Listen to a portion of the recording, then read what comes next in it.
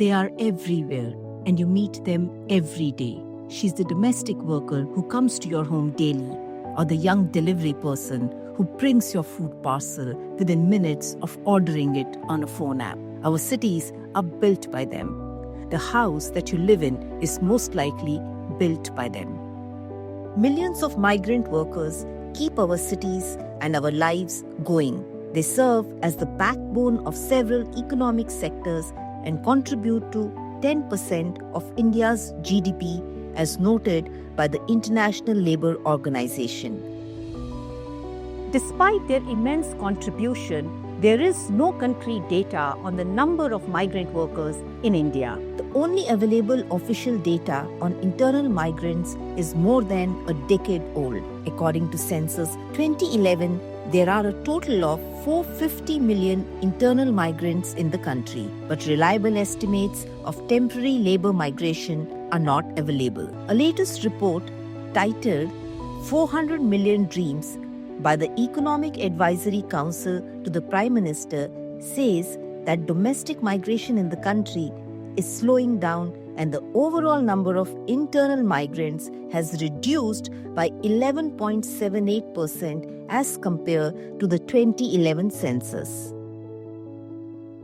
The problem actually starts with how we define a migrant worker. The migration data or even the definition of migrants, I think there is a lot of confusion about who is migrant. And the simple definition I can imagine is that anybody living in a place they are not born, they are migrant. It's a very simple way to, because you don't know the language sometimes, but sometimes you also move between your own district, your own state.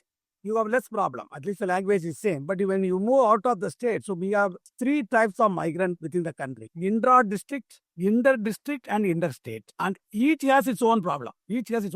But if you want a number, unfortunately, migration is a very dynamic concept. Today you are migrant, tomorrow you are at home. So it is very difficult to capture the actual number of migrants or the flows or the migration corridors. We get some type of a number once in 10 years through census. But after the 2011 census, we had no census. I think that is something I was emphasizing for quite some time. It's an urgent need for census, but I think I'm very glad after so much writing, census will happen. Next year, probably we'll get some data in 2026 for free. Around 600 million people in the country are living in a place they are not born. Out of that, 200 million people are moving for either work or for education. I only think these are important things: education and work. And education is much less. The ILO estimates that temporary labour migration within India is 7 times larger than permanent movements. But despite exhaustive exercises such as the Census, NSSO, the National Sample Survey Office, and state-level surveys, the correct picture of short-term circular migrant workers is not available. The census identifies people as migrants if they are enumerated in a place other than their place of birth or have changed their usual place of residence. To qualify as a migrant for enumeration, a person should have ordinarily been living in the place of enumeration for 6 months or more, notes a working paper published by the Institute for Human Development.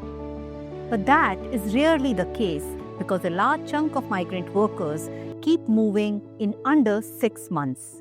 Census gives you two definitions, basically. One is the place of birth, which I told you, living in a place you are not born.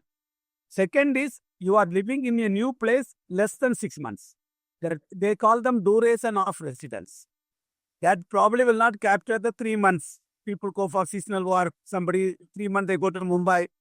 And then they go back to the village. There is agricultural cultivation. Those type of people, they will not be able to capture.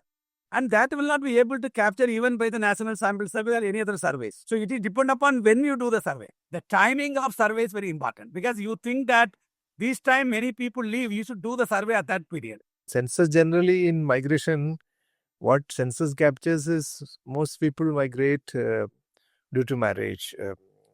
So there are inherent issues in the way data is collected, and primarily these people who move temporarily, these seasonal circular migrants, they are generally not enumerated.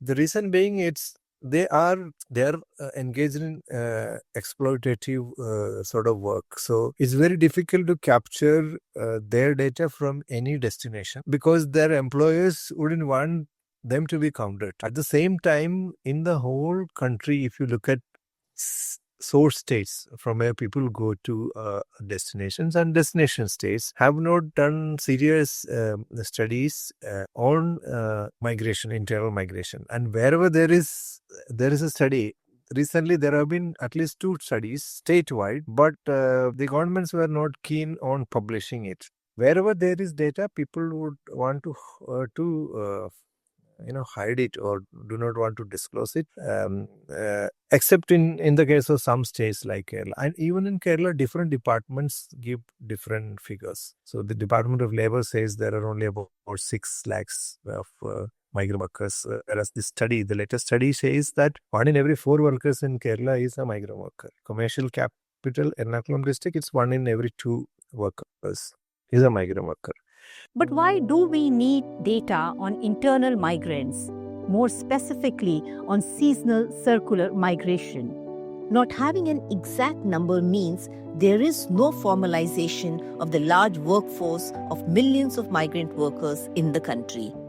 Invisibilized, these migrant workers remain absorbed into highly informal, invisible, and exploitative work arrangements at the lowest ends of the labor markets. They cannot access social security schemes such as subsidized food grains under public distribution system and public healthcare system. So your planning is evident. When the planning is evident in form, it responds to the real situation. When you do some hypothetical planning, it doesn't really address the issues at the grassroots. Take, for example, let's just take the number of people. So if most of the long distance migration is single male migrants, now if you would like to plan a health education campaign, say for example, migrants have very limited access to, unless and until you have an idea about where people are from, how will you plan the behavior change campaign? So most people are from Assam and your IC materials are in Hindi. Doesn't make any sense. It doesn't. So evidence and data is very important for decision making. Another example is most of these workers are informally engaged. So there is hardly any documentation of employment. So even if there is your wages are due, there is hardly any evidence on wages. And when migrant workers are given accommodation by people who provide such accommodation, they do not get a rent agreement. So there is no evidence of their existence in that particular locality. So you are hardly counted. So when you are not counted in the urban governance, hardly nobody thinks about this group. I mean, if there is this ration to be provided at the destination for migrants, you should have an idea about how much ration it should be. Unless and until you don't have numbers, how will you come to a conclusion that... So without data, people cannot plan. During the Wayanad landslides in Kerala, which happened recently, people were not knowing who are the people, missing. People had a fair idea about local people because there is this, there is this house listing, this electoral roll and all, where every house is listed. But when it comes to the number of migrants, no one had an idea about who are the migrants, where were they staying, and what is the number from where they are. So hardly any data was available. So this was the same in the case of national lockdown. People had no idea where these migrants are coming from, where they are going to, what are their challenges. I mean, how do we address these issues? So evidence is the most important first step to consider planning. So unless and until there is informed planning, strategies do not work. So that's why if you examine the state of migrant workers in the country, it has not changed. The grassroots realities have not changed for ages because there was hardly any serious interventions because of lack of information. If any policy is made without a proper evidence, it may work for a day. Long term, it will save. For example, one country, one ration card. Excellent scheme. Excellent scheme. There is no doubt about it. But how it works is a migrant from Orissa is able to draw ration in Chennai. And if there is a allotment for his family, if he takes all here or he takes only some here, some his wife and children can draw there. What are the mechanism? Or what he wants, he can get in the ration card in Tamil Nadu, or he can get what is Tamil Nadu people like. It's not such food. The food basket changes from Kanyakumari to Kashmir in the morning. Somebody is not in good health. Migrants, what they do, they keep their disease with them. When they go home, they will attend to the disease. Because they are not comfortable in going to hospitals. Private hospital, they may not be able to afford. Government hospital, they may not have the doctor who will speak their language. I told them how many hospitals in the country have a doctor who can speak an alternative language. If you go to Mumbai, a municipality hospital, a migrant from say Tamil Nadu or Kerala, he can't speak Hindi. Can be managed in a government hospital in Mumbai. You talk about smart city. Similarly, a migrant from West Bengal goes to a government hospital in Trivandrum. He can get one doctor who can speak some in Bengali. Language is very important.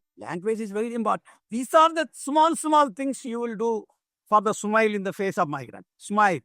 Maybe a small smile. Is it possible to bring a smile on the faces of migrant workers who are increasingly facing impacts of climate change and climate-induced hazards? We will explore this and more in the second episode of this story. Keep watching The Migration Story.